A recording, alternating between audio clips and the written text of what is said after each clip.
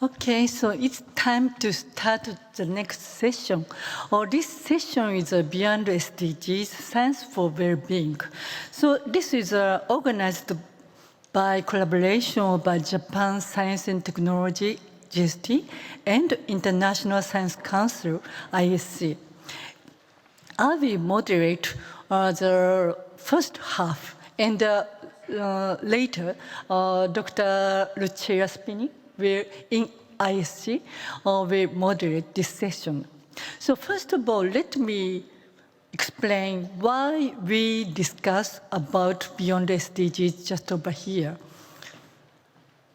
So, as you know, SDGs are goal in 2030. That is almost 10 years. And do you think 10 years are long enough or short? When we remember the 10 years ago, the President Obama received a Nobel Prize for Peace, and Michael Jackson died. And we had a new type of flu, and WHO declared a pandemic.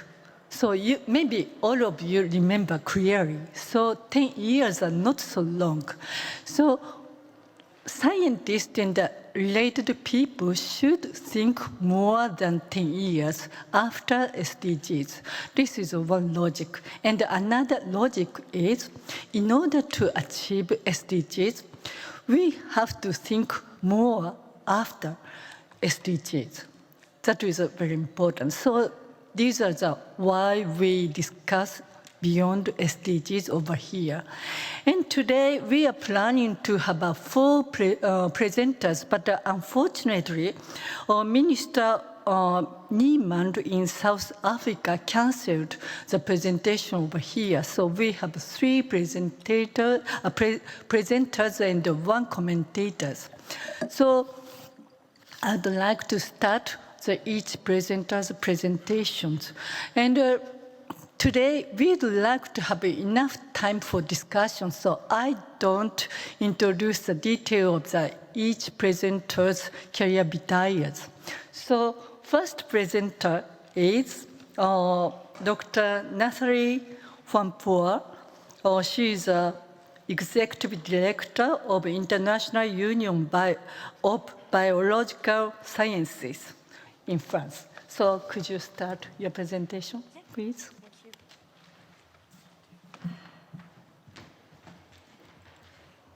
First of all, I would like to thank the organizer of the session for inviting me, and it's really a privilege to be in this place and to give a talk today. So I would like to start with the title of this session, which is Beyond SDGs, Science for Wellbeing. And I will mainly focus on, I'm representing here biologists, and on the interlinkage between well-being and nature. I will speak a little bit between nature and well-being in relation with urban areas and rural areas, and also between biodiversity, climate change, and well-being, the relationship between them, and then the importance of science and policy dialogue and education. As I said, I'm a biologist by training. I did my PhD in France at the Jacques Monod Institute and my postdoc in Stockholm in the Karolinska Institute. And I'm now the executive director of the International Union of Biological Sciences. So as you can see, we are a very old organization because we have celebrated this year our centenary. And our main goal is unifying biology through diversity. I think most of you don't know our organization, so briefly, we are, so the International Union of Biological Sciences, we are a group of 11 national organizations and national scientific members, and it's represented by national academies and international scientific associations and societies. And we represent a wide range of disciplines dealing with biology of microorganisms, plants, animals, ranging from cell biology, genetics, taxonomy to ecology. So to come back to the talk, we know that half of the world population lives in urban areas, and in Europe, 70% of population lives in city. And urbanization profoundly alters the composition, abundance, and distribution of non-human species. And there are numbers of health issues that are related to biology. For instance, in hospital, there is the resistance to some organisms that can cause serious illness or even death. In houses, you can have humidity and then proliferation of fungus that could be really harmful for health. From a biological point of view, allergic or urticant weeds, and with an increase of allergies, for instance, in cities, and for human beings living in cities, with the combination of pollution and these allergic plants. We know that to cope with heat waves, for instance, in European cities, it's advised to have parks and green areas. It's good also for mental health and physical health also for humans. But then when we build these parks, we introduce non-native species that are often result in a complete restructuring of biotic communities. And on the other hand, you have also these domesticated and not domesticated animals that are hosts or vectors of human pathogen and diseases. So biology from the point of view of animals, plants, and microorganisms should be integrated in the overall approach of human being in urban areas. And I would like to show you some example of what a union like IUBS does to address these questions. We had a common project with the International Society of Zoological Sciences, and it's called Biological Consequences of Global Change. And this program focuses on outbreaks of diseases, invasion of alien species, and change in biological population. If you want to have more information, you can either take some brochures or go also to the website that is mentioned here. Now, in urban and rural areas, I would like to have a special focus on pastoralism, which is a livelihood that we don't have much information about it because the estimate is between 50 and 500 million people living of this practice worldwide, and we don't know what are the viability of pastoral livelihood. So we have initiated in 2017 a project on well-being of pastoral societies under climate change. And now it's a new project with the objective of developing standards to estimate the pastoralism under globality, to develop a set of sustainable indicators for pastoralism context. And the goals of the global analysis is to the potential adaptability of the livelihood of, in the face of climate change, and also the cost of benefit of this practice for biodiversity conservation. We are focusing on 3 different regions: Lapland, East Africa, and Mongolia. And then we are going to compare these different regions. So it's just started now, the implementation of this program in last July. So when it comes to biodiversity, climate change, and well-being, what we can say that with the industrialization, nature was mainly considered as a resource for human well-being, meaning benefit of human well-being. And we thought about the management, the sustainable management of stock of natural resources useful for human life. And we know that biodiversity and ecosystem, they contribute significantly to climate change adaptation. But at the same time, climate change is a major growing driver for diversity loss. And with climate change and biodiversity crisis, we also start to understand the vulnerability of nature and the impact of human actions. So biodiversity provides numerous ecosystem services that are crucial to human well-being and crucial to also achieve the sustainable goals. And people depend on biodiversity on their everyday life in ways that are still not always totally apparent or appreciated. So the ecological crisis could be an opportunity to reconsider the relationship between humans and nature and raise the awareness of people about the value of biodiversity. And then we need to work on the dialogue between science and policy and also on education. And I will show you a few examples also of what we are doing as a union. So regarding the dialogue between science and policy, we organize regularly the Science Forum in junction with the COP on biodiversity to share knowledge, approaches and solutions among scientists, policymakers and the civil society. So I'll give you an example of the last two science forums that were organized with IUBS and with different partners like the CBD, and you have the list here of all the partners. And in Mexico, the topic was mainstreaming biodiversity for well-being and the contributions from science. And we had a special focus on agriculture, fishery, and forestry and tourism. Last year, we organized also a science forum with the European Commission, the CBD, and EIE on the topic this time was toward living in harmony with nature by 2050 and a science policy dialogue. And we are currently working on the next one that will happen in Kunming in China in October next year. Regarding science and education, we have developed, thanks to ISC, a project. It's an inter-union project. IUBS is the leader, but we have the list of all the partners here that are, most of them, they are also ISC members, but we have also academies that are members of IUBS. And the aim is to use climate change examples to teach science.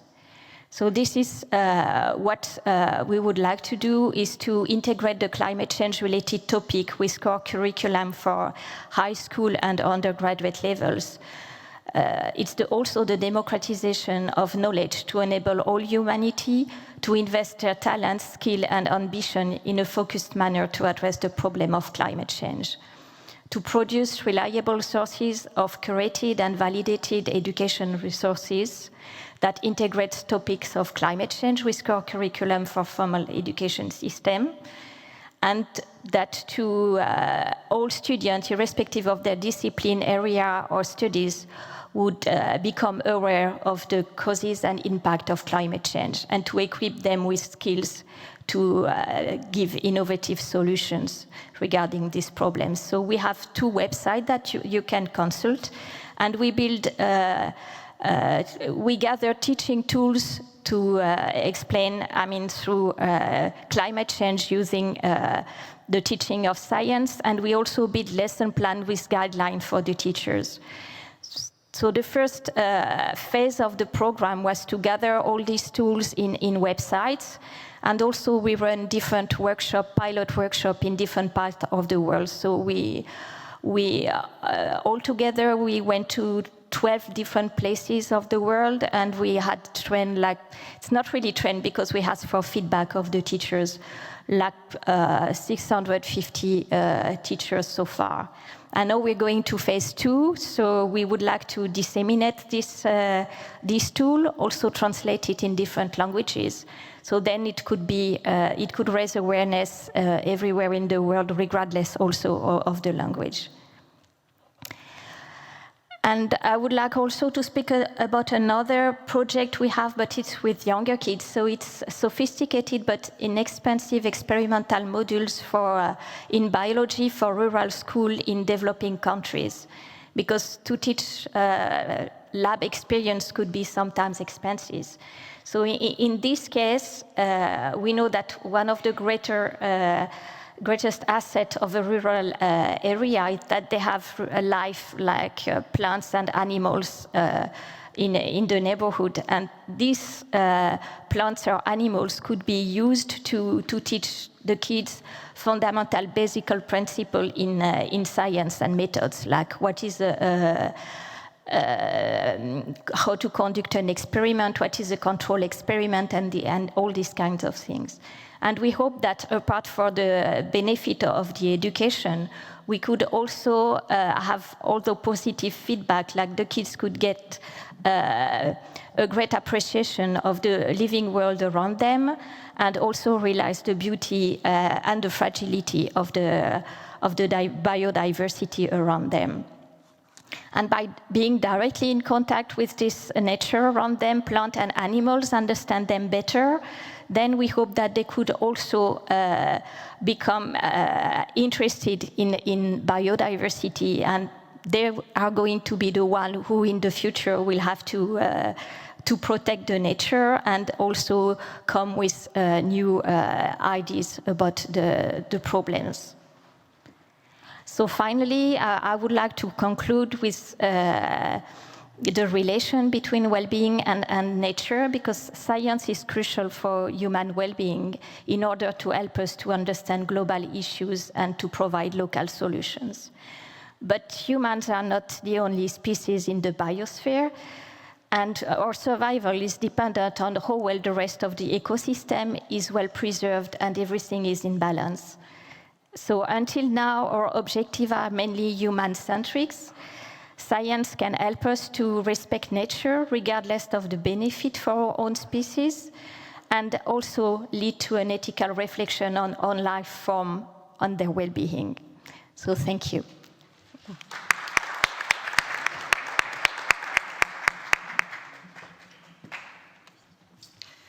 Thank you very much, Nadrine. You talked about the linkage between the people's well-being and the nature. Thank you. So next speaker is Kinde Tsering. She is director of a Department of Agriculture, Minister of Agriculture and Forest in Bhutan. As you know, Bhutan is pursuing the happiness of the people, so we are looking forward to your talk. Please start it.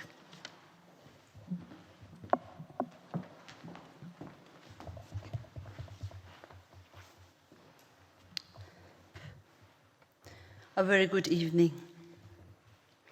In fact, I feel really humbled to be standing here in front of all the distinguished participants and give a small presentation on Bhutan's agriculture policy for gross national happiness and well-being. First of all, before I move on with my presentation, I would like to acknowledge the support provided by the Japan Science and Technology Agency and Hungarian Academy of Science for giving me this opportunity to share some of my thoughts with the distinguished delegates that are here. The presentation outline that I have put up there, I will be discussing, giving a short background, talk on current status, some of the challenges and issues, some of the opportunities that lies there, moving ahead, what we are doing, agency interventions that are being put in place for well-being and for happiness. And then for the presentation, I'll have some closing remarks from my side to be presented to the participants here. But before I just came here, I quickly put 2 slides to introduce Bhutan. And this is because I have experience with some of my introduction that I made yesterday, that some people ask where Bhutan is. And this is definitely not to undermine the general knowledge of the participants here, but just to set the context about Bhutan and some of the key information that I will have to refer in my presentation. Bhutan is a small, tiny country up there in the Himalayas. And as you can see, the area we have is only 38,000 square kilometers. And in fact, the size is so small that we cannot even fit the 6-letter word Bhutan on the map. So we had to borrow a space on the map from China to write down the word Bhutan. So you can make out how big or how small we are. The population we have is around 700,000 plus population. and the capital is called Thimphu. And I also would like to say that Bhutan is known to the world to some extent on some key topics such as gross national happiness. We are also known to the world for utilizing renewable energy, mainly 99% hydropower energy. We are known to the world for preserving our culture and tradition, and we are also known to the world for moving towards organic agriculture. So that is the brief background I would like to give. To move on, because this information I'll be relating time and again, Bhutan's conservation policy is very good. And in fact, we are very proud to say that our conservation targets that we have set is, we have fulfilled. In fact, more than that, we have fulfilled. Our constitution mandates that we maintain 60% of the land area under forest cover, but right now we have 71%, and if we add 10% under scrubland, that makes the area under forest up to 81%. Out of the total area, we have 51% under national parks, biological corridors, and protected areas. And with this, the wild animal and the biodiversity in Bhutan is thriving. And in fact, I would like to mention that some of the Bengal tigers, wild cats, they do visit the capital city time and again. And that shows the wild animal which thrives down there in the southern plain also do travel up there in the snow-clad mountains. So that is how the biodiversity and nature is thriving in Bhutan. But the challenge we have, especially from agriculture perspective, is with regard to the net area under cultivation. We have less than 3% of the total area under cultivation or cultivable for food security and for nutrition security. So that sets the context of where we stand. Now to move on, I would like to talk about the Gross National Happiness Commission. And in fact, many people would have spoken about Gross National Happiness. To me, this is my personal context, and to me, the Bhutan's long-term development up until now, since it has been coined, have been guided by the concept of maximizing gross national happiness, gross national happiness. No matter what we do, we have to converge towards increasing the happiness of the Bhutanese people. And all the development that we take place are envisaged through policies and programs that operationalize 4 pillars and 9 domains of Gross National Happiness Commission. Now, this sounds too technical, and maybe this sounds too theoretical as well, but we have indicators being framed so that we can measure time and again whether we are moving up on the scale or whether we are moving down on the scale. And all the development objectives for the nation are embodied in the national 5-year plans. And we usually break our development plans at 5-year scale. For example, the current 12 5-year plan, which is from 2018 to 2023, the objective we have is just, harmonious and sustainable society through centralized decentralization. And there are reasons why we are adopting this objective. The 5-year plans, which I have just mentioned, encompasses number of milestones that we have set for ourselves. For example, the Vision 2020, which we have developed, the Economic Development Plan, as well as the milestone, which we have kept for ourselves to graduate from least developed countries. And all these milestones and objectives, we have to acknowledge that these are all drawn from the timeless vision and wisdom of our monarchs, and of course, taking into consideration of the Sustainable Development Goals and other regional and international commitments.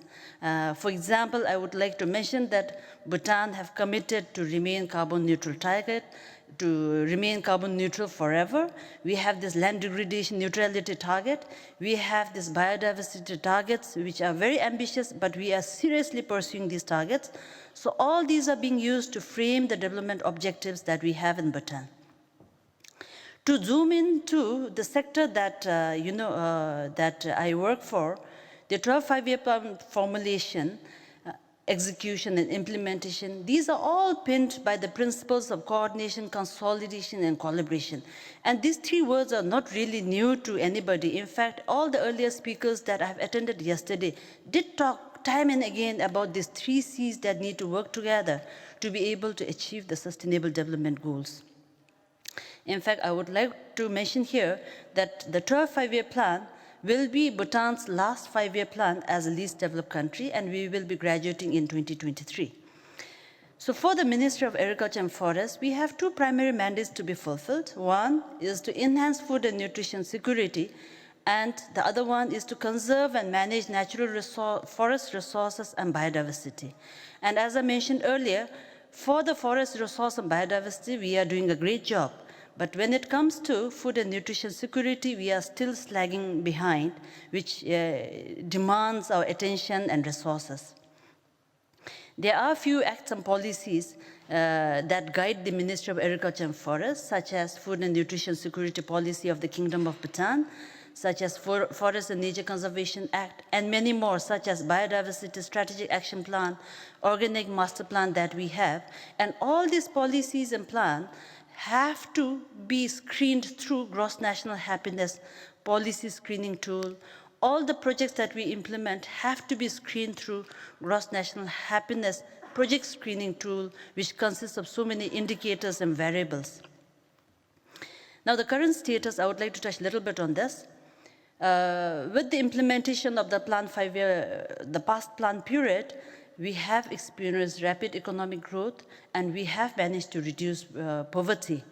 But we also noticed that these are mainly driven by the hydropower that is there in Bhutan. And in fact, agriculture comes the third, fourth sector which contributes to this. The agriculture, which is so close to my heart, is predominantly subsistence. But the good thing is it provides livelihood to 57% of the population. So that makes it so important for the economy of Bhutan.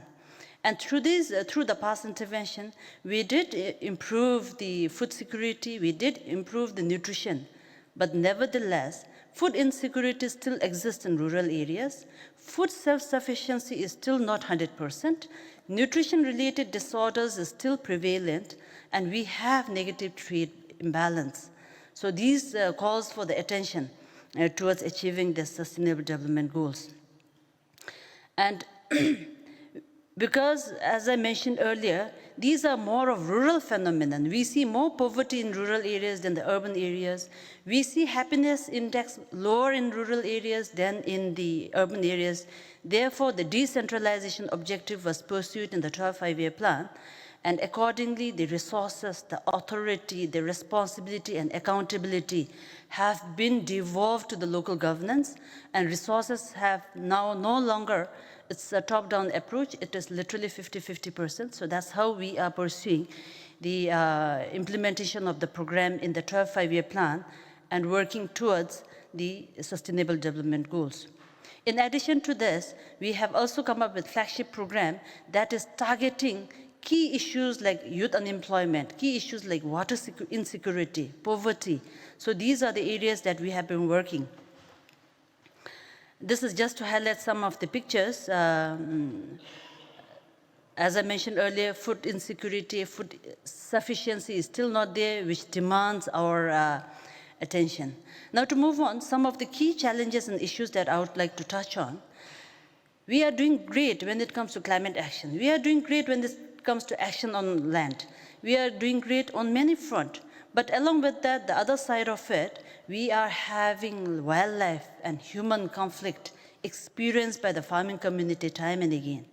We are having farm labor shortage on one hand. At the same time, with education being improved in Bhutan, we are having youth unemployment on the other side. So there are issues like rural-urban migration. There are issues like farm mechanization, which is leading to all this. Then the irrigation problem. It is applicable across the globe. We are bearing the brunt of climate change, and we are having problem when it comes to commercialization, when it comes to food security promotion. And the other one is agricultural land.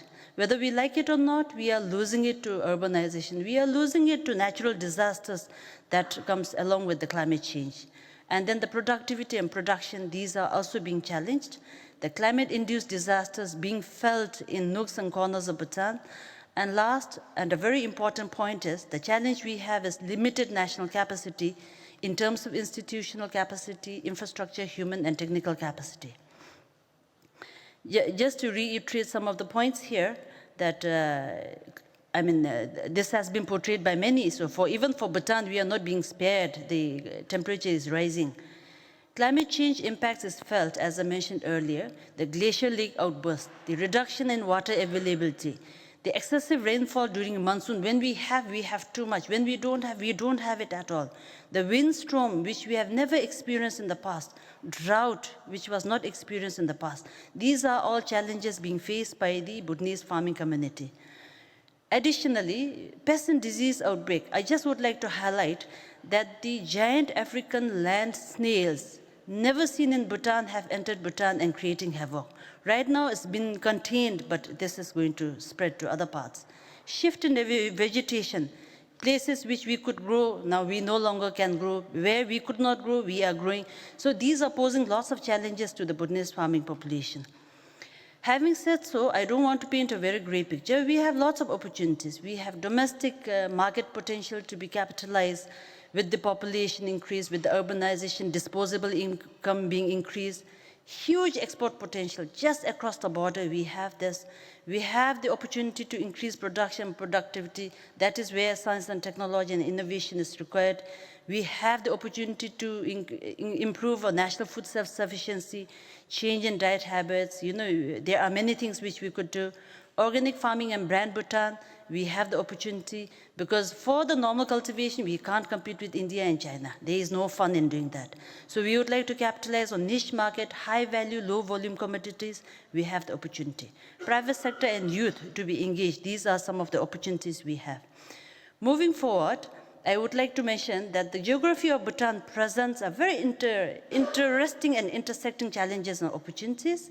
For example, small and landlocked with mountainous terrain do complicate production, transportation, and everything.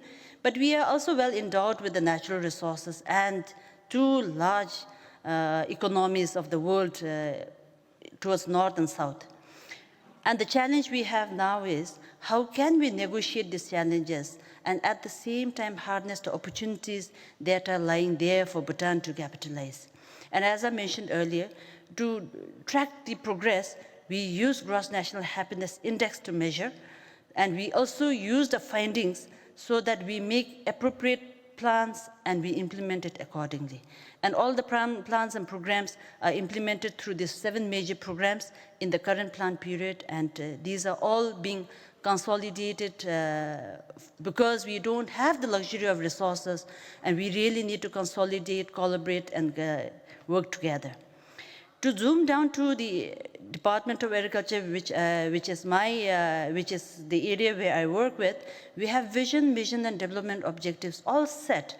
And in fact, for the information of the participants here, our vision, mission, objectives, national key result areas are all aligned with the 9 domains of gross national happiness. And all our national key result areas, which consist of 7, are realigned with the Sustainable Development Goals. So we are not working in isolation. We are seriously pursuing. And the strategies we have. I have put up 18 strategies. This may seem too much to be handled by a small, tiny country like Bhutan, but what we are looking at is we have to consider the well-being, the feelings of the Bhutanese population. So that is where commercialization have the potential, we move on there. Where there is a potential for selected commodities, we move towards organic farming. Where there is opportunity for research, enterprise development, that is where we move towards. But the key to this is we are in the process of strengthening research and innovation, and we are definitely implementing smart agriculture technologies and green technologies very seriously.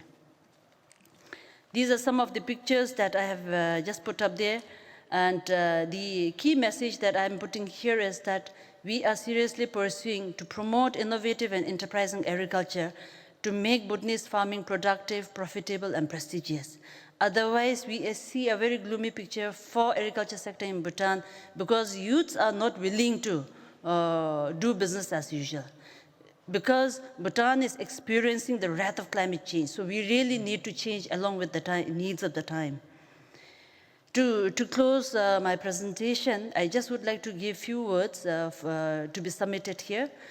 Bhutan and similar countries like Bhutan, I don't think we can afford to be ignorant, and it is the need of the hour, because poverty is there. I mean, whether we can achieve by 2030 is still a question to be asked. We really need to strengthen the HR and boost scientific knowledge at all levels. Wherever possible, within the available means, we also need to, the country needs to invest. We need to invent, we need to screen, we need to adopt, we need to work, test within the available means to overcome the challenges. We simply should not be relying on somebody to come and do things for us. So that is a message that is applicable for Bhutan and similar countries. Science, technology, and innovation is inevitable. I think there is no doubt about it for maximizing gross national happiness commission. GNH cannot work in isolation. SDGs cannot work in isolation. We need science, innovation, and technology. In fact, these technologies are required, which are rigorous, relevant to the local and national context, very important, ethical, and responsible. And we really need to come up with good scientific data to guide our politicians to take informed and wise decisions, not something which they feel like making commitments. So we really need to work towards that. SDGs should not be looked at in isolation. Other pertinent issues which individual country suffers or experiences that will have to be taken on board in the process of achieving the SDGs. The fourth point which I would like to mention is, for achieving SDGs, world should be viewed as one nation, and no nation should be left behind, which I think time and again we talk about it. We need to come up with interventions, what we mean by leaving no one behind. I think that calls for attention of all the scientists who are here, all the decision makers who are here. I also would like to mention that key challenges and key entry points needs to be identified and taken on board, because the challenges I face is going to be very different to the challenges Japanese will face. So we need to find entry points and implement it accordingly. Last but not the least, I'm just reflecting the words mentioned by some of the earlier speakers. Collaboration, commitment, and consolidation is imperative. It's important from the developed world point of view that they should feel responsible to take on board, to tag along the developing world. The developing world needs to commit that they also allocate resources and energy towards fulfilling SDGs. So this is the last word that I have. I would like to present to the members here. Thank you very much for giving me this opportunity.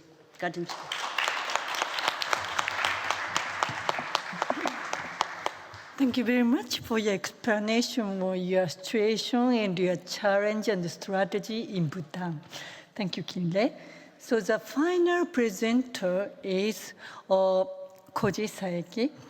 He is a Senior Vice President of Japan Science and Technology Agency. He will talk about how to obtain the people's well-being, focusing on co-creation. Please start it. Thank you so much for your kind introduction.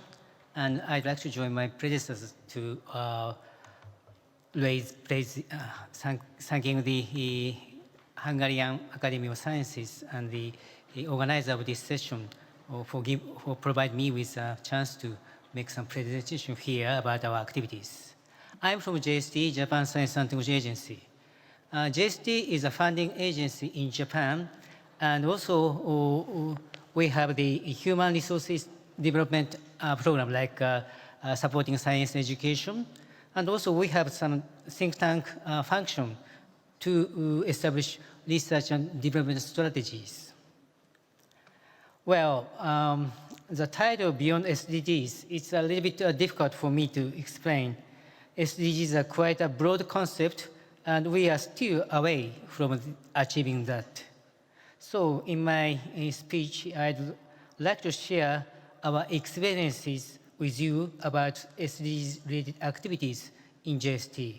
And then I'd like to explain policy direction of JST based on our experiences and expecting the future society after 2030. Here, we are facing various issues and challenges, and those are consolidated into SDGs, I think. And STI, science, technology, and innovation, is necessary to solve these issues. We in GST have various activities concerning the science in and science for societies. We have strengthened our organizations. Like in 2018, we have set up Office of STI for SDGs to promote related activities more smoothly.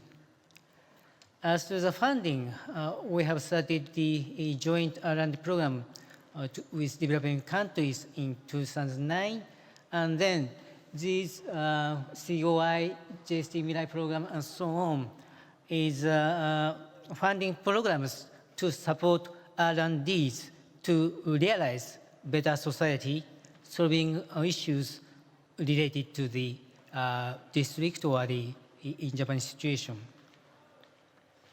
And also, we have experience in the bottom line, the Great East Japan earthquakes, and JST has played a role in promoting recovery from the damages in the region devastated by the tsunami. Well, I talk a little bit about our program. The SADREPS is an international cooperative program, Science and Technology Research Partnership for Sustainable Development was the name, and was established in order to promote joint international R&D program to solve issues in developing countries. And we put stress on the capacity building and capacity development in developing countries. Our program was implemented through collaboration with Ministry of Foreign Affairs and JICA, Japanese ODA agency, and the research activities in developing countries are supported by Japanese ODA. The second one, COI, is a Center of Innovation program. This is a project to support creation of innovation platform to realize a future vision. And within this program,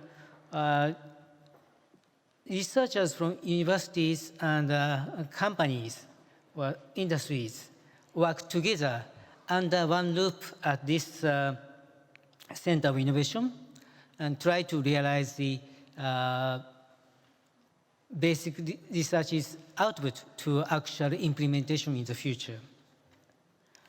Third one is JST Mirai program. Mirai is future in Japanese. And it was aimed to promote researches for solutions to realize future society, such as low carbon emissions society. Emphasis on R&D aiming at actual implementation. And the ideas for research themes were also called for in public.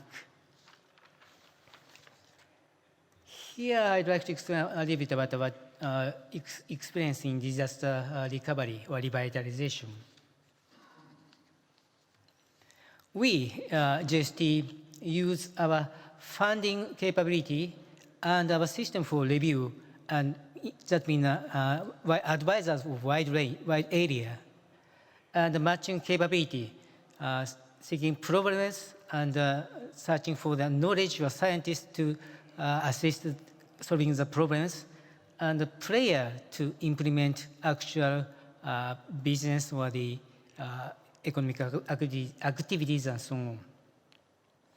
During that process, we learned that needs or problems are quite different according to each area.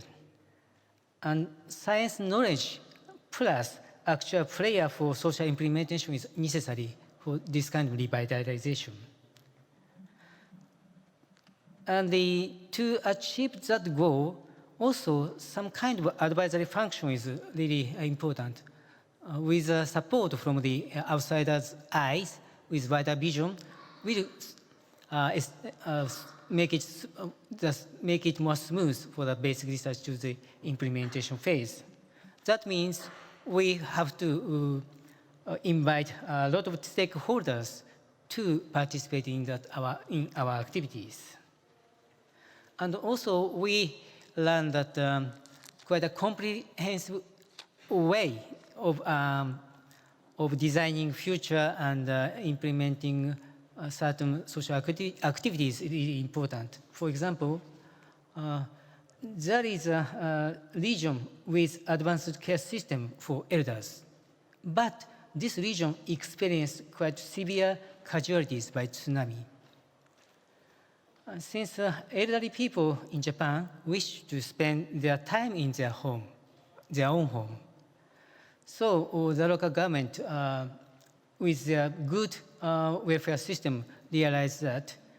But when tsunami came, the people need help. Those need help are spread all over the district, and it's very difficult for them to conduct evacuation rescue effort that end in a lot of casualties.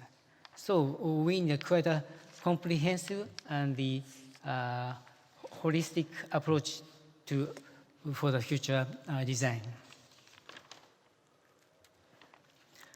Now I'd like to come to the society after 2030s. The climate change results in extreme weathers, and in Japan we have seen a lot of heavy rain or typhoon and so on. Once in 100 years event is almost become annual phenomenon like now in near future. So new capability in forecasting or reporting or countermeasures are necessary, both for hardware and the systems or organizations or scheme for cooperation. I mean, for Japan in particular, we are experiencing aging and decreasing population in quite a speed. Japanese population peaked at 128 million in 2004, and we expected it as 150 million in 2030, 95 million in 2050. But the same situation will be experienced among many nations, especially in Asia, East Asia, and some countries in Europe and so on. So STI, Science and Technology Innovation, to support society with less population is necessary, and diversity is really necessary. We need a lot of people to participate in social activities, and STI to support challenged people, handicapped people, is also important, as Dr. Asakawa presented this morning. The other point is technology and players. I will not explain in detail, but artificial intelligence will change our society and will be a powerful tool to solve many difficulties. But at the same time, there are many questions about what type of society we would like to see during artificial intelligence time. And we convene Science Agora, which is open forum to discuss science with general public and among the general public and scientists and so on. And we have a session for the AI, and this kind of questions are raised during that time. Also big data, and also machine learning, and private enterprise with huge assets. I will not explain about the detail or the actual names, but they have quite a financial power, technological power, and their activities and influences cross-border and beyond borders. So they are really a huge player in that time, and gene editing and so on. So under these circumstances, there is a need for deliberations and shared images for future.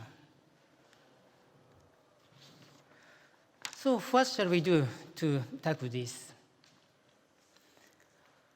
As to the science in and science for society and SDG issues, we suppose engagement of diverse stakeholders necessary. And also the engagement of these stakeholders from the very early point of the project, like a project planning phase, and share the common view for the future society. So we call it as a co-creation of science program, science project, and so on, and co-creation, co-implementation. And the other part is initiatives in region is really important. Regional activities addressing complicated challenge in a holistic manner is really important, as I explained the example in the tsunami disaster. But in Japan, science policy has been rather national or government level issues. So using STI for issues like SDGs, solving problems, a holistic approach in each region is really important. There are some activities of us about these challenges. One is a chance, open platform for co-designing the future. This is a kind of open platform of platforms, so that various stakeholders, various people can participate in designing phase of the future through a lot of discussions. Those are some of photos of these activities. And as to the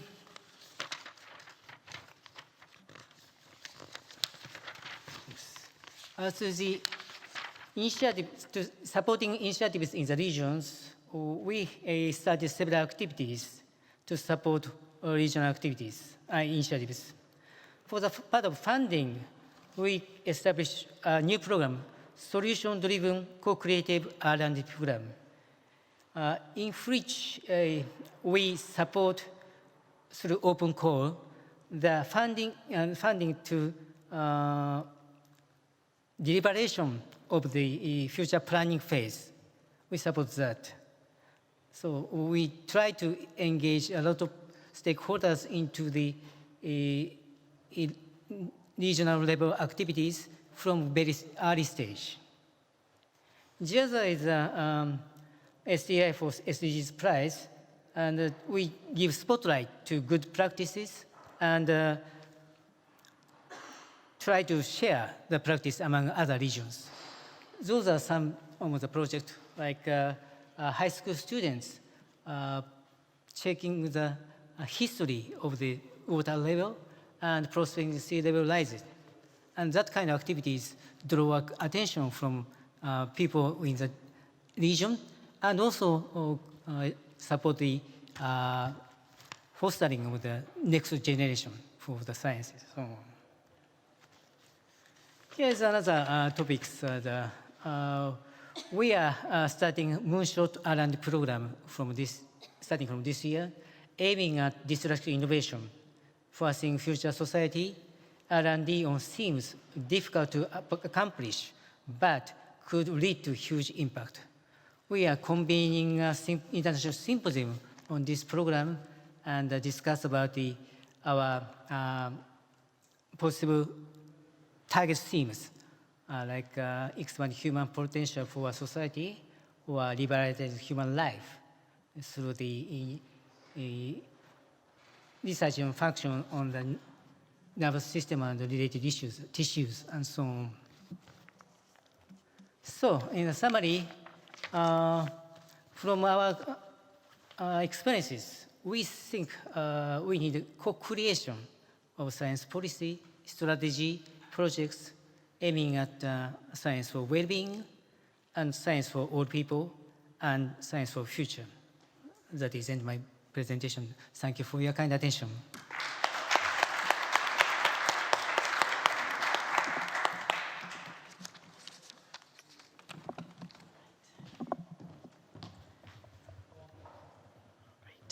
Thank you very much. Amazing presentation. Can I have another round of applause for all the three presenters? So that you get some energy, because soon is your turn to contribute to the discussion. So my name is Lucilla Spini. I work at the International Science Council. And I'm also part of the organizing committee of the forum, so you can tell me later what didn't work and stuff. But when I saw the proposal from Dr. Watanabe about this session, I was like, finally, somebody has a little bit of longer-term vision.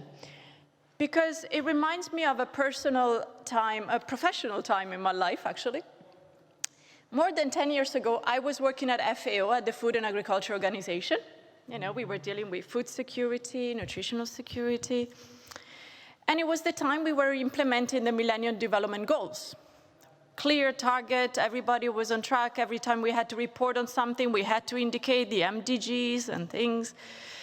And I was, you know, a young professional, and I was, you know, very determined at achieving all that. One day, I saw my boss really worried because they forgot something in the SDGs. It was a time where Africa was, most of African countries were under civil unrest, because one of the solutions that we found was bioenergy for environmental issues. But what we forgot at the time is actually to link three things: climate change, bioenergy, and food security. And there were activities in all these three different things, but nobody was linking them to each other. And, oh, okay, well, you forgot, you are working in silos, we know the UN does that. But actually, that led to civil unrest. That led to major consequence in human population. It was a shock for me, because I've never seen, you know, high-level UN officials being too worried about, because I wasn't working any particular, you know, post-conflict or conflict resolution type of activities. So what I'm very happy today is that to hear the presentations, and I hear this holistic approach on how to address the further implementation of the SDGs, but also to look ahead. And in particular, I would like to recall three main things before I call our distinguished discussant to give some remarks. But I would like to say the holistic approach takes into account that, first of all, people are not the only species on this planet. We are part of nature. There are lots of different perspectives on this, of course. I'm a biological anthropologist. I've studied chimpanzees. I'm a bit biased. We're just part of the overall primates, you know, order. But that we're part of a system. We're part of the planet. We are another species on this planet. We also should consider non-human beings also as some kind of stakeholders. And also, when we look at the SDGs, in order to avoid those problems which I highlighted for the MDGs, we should not look at SDGs in isolation. There are interlinkages. It's true that each country can prioritize, and according to the local reality, the national reality, the regional realities, but you cannot say, I'm just going to do 1 and 2 and forgot 13 and 14. It doesn't work. Otherwise, you're going to have those crises that I experienced in 2008. And also, last but not the least, if you look at Agenda 2030, yes, it's been adopted by countries. Some of you actually were in that room at the time in September 2015. But it's actually an agenda for everybody, for all stakeholders, including scientists. And also, scientists have to work with many different stakeholders, and hence the importance of the co-production of knowledge, of policy, of initiative, and importance of working together. So this is very important to remember, because sometimes we think, oh, it's an intergovernmental agenda, it's the UN. At some point, they will fix it from up above. It's actually to each one of us to implement it through education program, through food security and nutritional programs, to scientific initiative and partnership, also involving students and young scientists. And I'm very happy to see many young scientists at World Science Forum. It's quite an amazing thing. And, but also we should start looking, again, in an holistic perspective on the Agenda 2030. We should go and reread it, not just to remember what we have to implement, but to see if we're missing some particular issues. if you take the PDF document of Agenda 2030 and you start looking for digital, you're going to be surprised. It's not mentioned many times. We're talking about artificial intelligence, ethical implication. It's actually not really taken into consideration. So let's work now that we still have some time to make sure that we have not forgotten something that in 2022, the year we're going to celebrate the International Year of Basic Science for Sustainable Development, we say, oops, we forgot that. So now I'm going to challenge my colleague from UNESCO, Dr. Nazar Hassan, a senior regional science and technology specialist for the Arab states at UNESCO, to tell us what's missing in that list of SDGs or on Agenda 2030. Thank you. No pressure on UNESCO.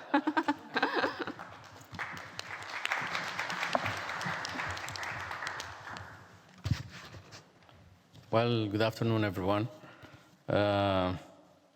And thank you just for the opportunity to come and be part of this discussion. Well, first of all, I couldn't agree more with the panelists that human well-being and the capabilities to advance human well-being has to be at the core of the transformations to sustainable development. So here we're talking about material well-being, health, education, food security, abilities, access to clean and safe environment, resilience. That has to be all part of what we get after 2030. But it's also quite a challenge because if you talk about business as usual, it will not cut it. We will not be there. If you talk about education, the same way we're doing it today, bearing in mind the weak capabilities of developing countries, it's going to be tough. Resources, funding, you name it. We have a huge problem. And I don't think the international community have agreed yet on how to tackle these issues. For example, at a regional level, sustainable development targets related to poverty, education, food security, there are still great challenges to be tackled. So how is it that we picture, or we can even think about putting a vision for what is beyond 2030? I'm trying to be the devil's advocate here with my panelists.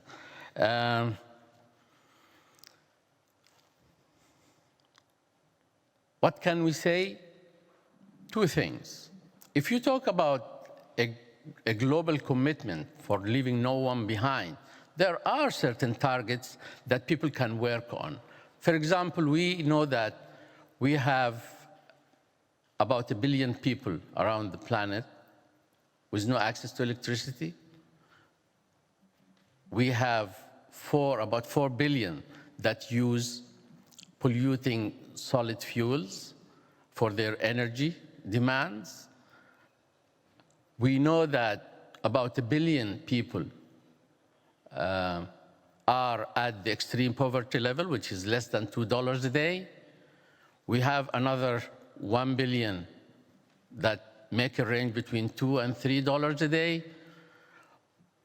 I think it would be a shame to come or arrive at 2030 for the global community and still see these pockets of populations around and not having their demands tackled. But again, on the other side, and I think I caught a phrase or two from the presentation that we're given, that we need, especially for developing countries, more of a self-reliance. you know, it has been in international forums, discussions about who is going to invest, who's going to pay the hefty bill of actually achieving the 2030 goals. And usually you see that developing countries are waiting to receive the funding, their capabilities development and stuff like that. In the Bhutan's presentation, the word self-reliance came out big. And I really commend the government of Bhutan because they are actually tackling real practical issues. Can we do that around for the rest of the world? I think, yes, we can. But what is it that can really be done at a level where you have extreme poverty? As I said, if it's less than $2 a day, what type of commitment would the global community have towards those type of people?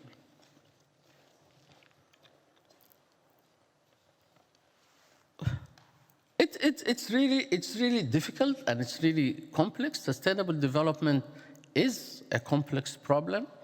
Okay, you talk about optimizing a multi-objective problem, which is still doable mathematically, but when you look at the resources and who is going to do what, the responsibilities are vaguely defined.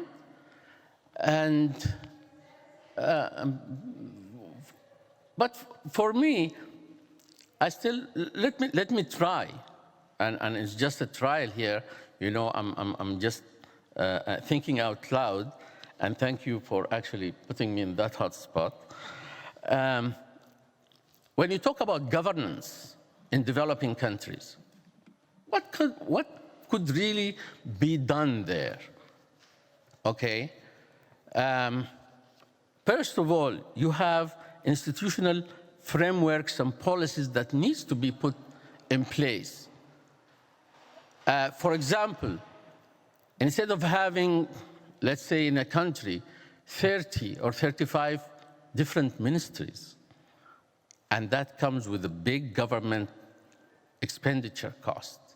Okay, why can't we have less ministries where synergy can be better, where actually working between line ministers becomes better? And of course, you have a lot of actually savings in government expenditure that can be put towards development. Now, another thing, when you talk about partnerships, do you do partnerships at a level of a federal government or at a state government level or at a local level? I think, and that is a mere opinion of mine, if you don't include the final beneficiaries at the local level, okay, to actually pump them up, to actually look after their well-being, then to ask someone from outside to come and do that for you is a little bit, what can I say? Not the right thing. Why? Because if you are not keen to develop yourself, to put yourself on track, why should somebody else do that for you? So when you talk about, for example, partnership, and maybe we had that discussion kind of before, private sector for the last decade or so, a lot of talk about private sector that needs to come and do development work in a country, but what we see is little move from the side of private sector to come and actually take the responsibility. Can we form a new level of partnership with the local communities? And I go back to what has been done about 20 or 30 years ago and use local cooperatives supported with private sector, and it doesn't have to be national private sector, even if you can have international private sector coming and helping out, because at the end of the day, private sector needs to have secure investments and return on investment. And if that condition is actually fulfilled, then things might go forward. These cooperatives can actually do a lot of work. They can have projects in infrastructure and industry. They can have work on education, on basic services, on food security, and of course, poverty eradication, because if these cooperatives actually have projects, then local employability rate increases. So you are actually doing things in a balanced manner. But who is going to take such an idea to that level and make it work well in a country or two? That is the difficult challenge. So basically what I'm trying to say is human well-being is everybody's responsibility. That is a private responsibility. And people need to be moved towards taking that responsibility, and for the global community to work and support that would be excellent. For example, we talk about education. If we get free internet service all over the world for developing countries, okay, then everybody's got a mobile, everybody can learn a lot of the stuff that they need to learn and catch up very fast. Yes, it is informal education, but it should be quickest, because again, I'm going to repeat it, business as usual, what is happening today in our systems is not going to cut it. So governments, stakeholders need to come with creative, innovative, new social systems that can actually give the support. Am I done? Yeah, 10 years ago. 10 years ago? So with that thought, I ask myself, are we going to be there by 2030? I think we can. I think we can, but not the way we're doing it today. Thank you very much. Time is always an issue, isn't it? So now we have some time for questions. I could see one over there. Is somebody can help me? Okay, microphone. Hello. Two. Okay, so this is practically the end of the forum. I was late. I'm sorry. I'm Julius. Hi, Julius. Where are you from? Earth. Fantastic. Nice to meet you all. I'm going to sit down. So this meeting over here was the best I've seen, and have only watched the last three presentations. I thank you from Bhutan. Love the country, have studied it for many years. On the last talk, yes, the system is available and we have started it. We are working with African countries, Mali, Sierra Leone, Burundi. We actually had the difficulties you were telling about internet and connectivity over there. It was hard to talk to the people inside. But we have built a functioning system between NGOs, organizational, governments, state, private stakeholders, and people, in which we educate people, and we fully educate society, and we are changing the way Earth is. It's called the association Earth, New Utopia. I am ambassador of New Utopia. A bit nervous here, a lot of people, sorry. And on food security, you were saying, has anybody ever seen food forests as an answer for our food security? It's the only, after all the research we have done, it is the only way to geoengineer Earth into productivity. We geoengineer Earth into productivity by creating food forests. This is the only way we can do it on Earth. We have studied it, tested it, many have been done. We started one here in Szeged. We are starting a nice food forest in Szeged. It's a technology made by science, driven from permaculture. You can find it, it's widely available, it's everywhere. So wanted to ask you questions, but no questions. Just please work with us and work with the association in this Bhutan especially. I love we love your mentality and nature and everything. I've been wanting to come, I actually wanted to move to the country fully a couple of years ago until I decided that I'm supposed to work on Earth and do what I'm doing. So please just work with us. We are already, don't know, many collaborations in Africa, some in Eastern Europe, and a lot you can find us. Or we will find you. Thank you very much. Thank you so much for this intervention. That, you know, we have a dinner afterwards, and that's the time where you swap business cards and brochure. But also allow me to say that if you want to contribute to the SDGs processes, you can contribute through your country, but you also can contribute to the Scientific and Technological Community Major Group, which is the non-state actors in the UN for the scientific community.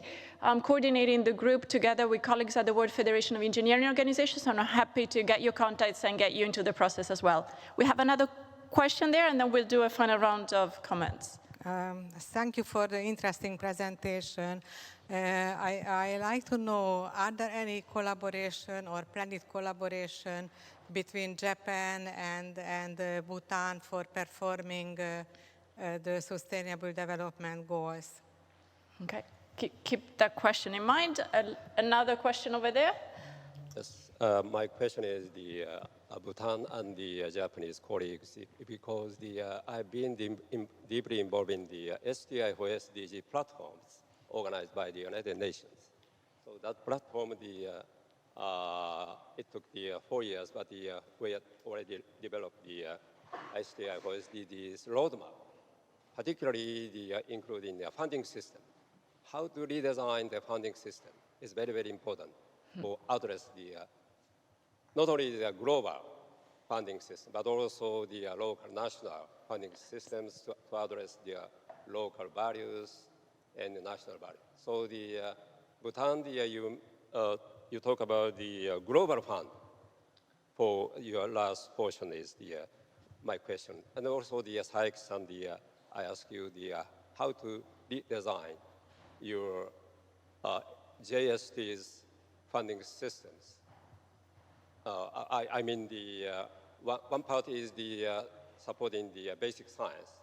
Another one is the mission-oriented science and R&Ds for address Japan's SDG and bridging the Asian, creating the SDG values.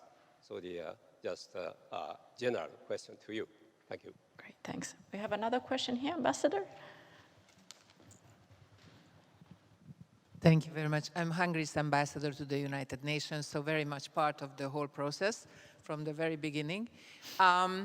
You've been talking about the importance of communicating with the living beings, right? Not only with the human beings, but with the living beings, which is a kind of an overarching principle, I would say.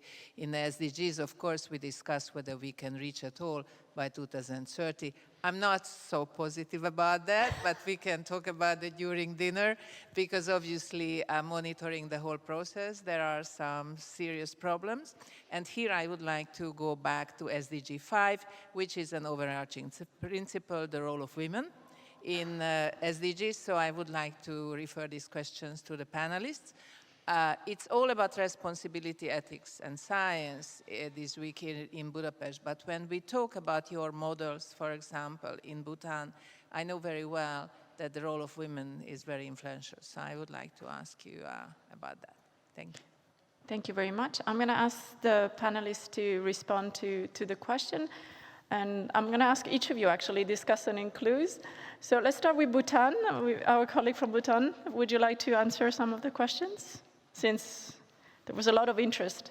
We all want to know the recipe for happiness, so that's...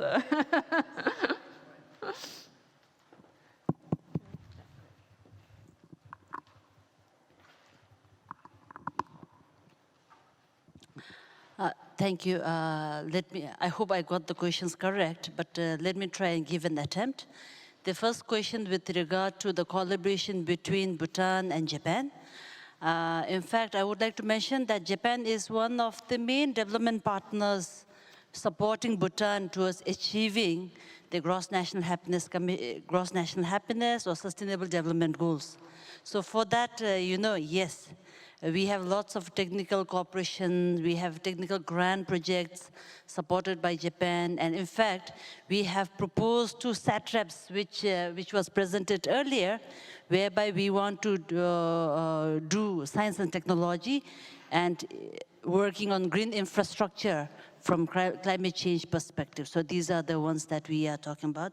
The second question, which I hope I got it correct, but the response from my side is, yes, I proposed collaboration, consolidation, and commitment as a part of it, that a global fund, if it can be created, so that mainly targeting the developing world where they have the urge to work towards fulfilling SDGs, but they may not have the means to do it. So for that, a global fund, it could be pulled from development partners, it could be as a part of this big private companies CSR fund to be allocated, and of course, making the beneficiary countries also to pump some amount into it so that they can work towards achieving the sustainable development goals. The last question, the gender? Yes. I don't think I got your question correctly, but I would like to mention that even for Bhutan's national key result areas, we are working very seriously towards achieving towards gender neutral society. And in fact, we are very much aware that in terms of education, the enrollment at primary and secondary is very good, 50-50. But as we move to the tertiary level, that is where we see a sharp decline. Similarly, in the scientific world, we notice that the woman as a scientist is very limited. Women in executive position is also very limited. So government is putting their heart and soul. We are working very hard towards improving the representation of women in all the sectors. So thank you. I hope I answered your question. Thanks. Thank you. I'm going to ask Natalie to give some example on how the International Union of Biological Science manage different international projects. And let me tell you, they don't have, if I may, great, huge resource or funds. But by getting together different associations, different groups, they leverage also in-kind and counterpart contribution and knowledge and funds as well a little bit. But I really would like to give a flavor on how the International Scientific Union works and manage to leverage funds and new activities and new ideas, and also latest development on gender equality from that side. Yeah, the project on gender equality, so we have partners with different unions. So it's not only the biological unions, but we have the mathematical, physics, chemistry, astronomy. And it was also actually a project sponsored by ISC. And we got all together to understand why we have less women that choose some scientific fields, because as actually we mentioned, science is important for the well-being, and we need to include half of the population that is female also in the science. And we developed with all this union, we checked what was the different best practices we could share to attract women in scientific career. What are also the problems? Because, for instance, in biology, you can attract more females than in physics or mathematics, for instance. But at the end, in a top position, you don't have more female biologists than in the other fields. So this is a work in progress. Actually, what was good is that we could manage to build this important network with all the unions, with all the different disciplines. And that's really important because we can learn from each other. We can see what was implemented in some field that could work or not work, and see how we can also all together improve this education and attract more girls and for the future in scientific education. Thank you. So I'm going to ask our colleague from Japan. Well, some comments on the question, but also it's the 31st of December, 2030. You have to give a press conference. What is your first line? congratulations. We have done a little bit. Anyway, it is very difficult to gauge how far we can go achieve the SDGs. It's a little bit difficult, and the concept or the image of the how far we go is depending on who we are asking that question. So very difficult to answer, but maybe we are in a halfway, and we have something, but not everyone is happy about that. That is life. And as to some question, the cooperation between Bhutan and Japan, we also have the kind of platform for research activities in Asia, e-Asia. Through that platform, we coordinate cooperative activities multilateral, like between Japan, Bhutan, and other countries, so that we can share the experiences and expertise among us. And also, as to the question from our Japanese colleague, I couldn't catch the exact meaning, so I'd like to discuss with later. But one thing I'd like to mention, since this is part of answer to your raising point, I showed the project called COI, Center for Innovation. And during that project, within that project, one university has a Center for Innovation for water-related activities. I think it's aqua innovation or something like that. They are good at the composite, using composite to purify waters and so on. So with that, researchers at that center doing collaborative activities in one prefecture in Tanzania, which was where the water is contaminated with natural contamination. I forgot the name, but atomic explanation is AS. History in Japan, but AS. Somebody. Arsenic. Okay. Yes. So since world become smaller through ICTs, and so this university is not in Tokyo, but rather rural area of Japan. Between this university and one prefecture at Tanzania can collaborate to that. I don't know what is the starting point of the collaboration, but this type of collaboration is really helpful, since this COI has researchers at the same time company which can produce the water purifying facility equipment.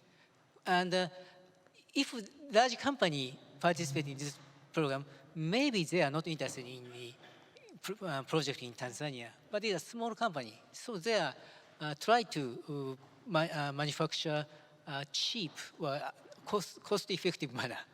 So collaboration is now still going well. So that kind of we'd like to realize or materialize this kind of collaboration over the world. Thank you. Nazar. So what happened now? We've been thinking, we're all thinking 10 years, more than 10 years' time. If we find something that should be added, that should go beyond the SDG, what do we do with it? Can we come to UNESCO and say, hey, maybe we should do this? Or is there an SDG where we could also place other issues?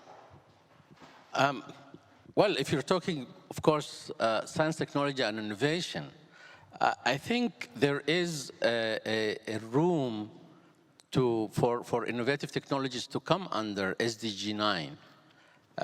Even talking about data access and stuff like that, SDG 9 talks about data collection and analyzing and stuff like that. So SDG 9 can still incorporate within it, even the AI issue can come easily under that. But what I wanted to make sure that my last message went clear, I did not say that the SDGs were on course with the business as usual.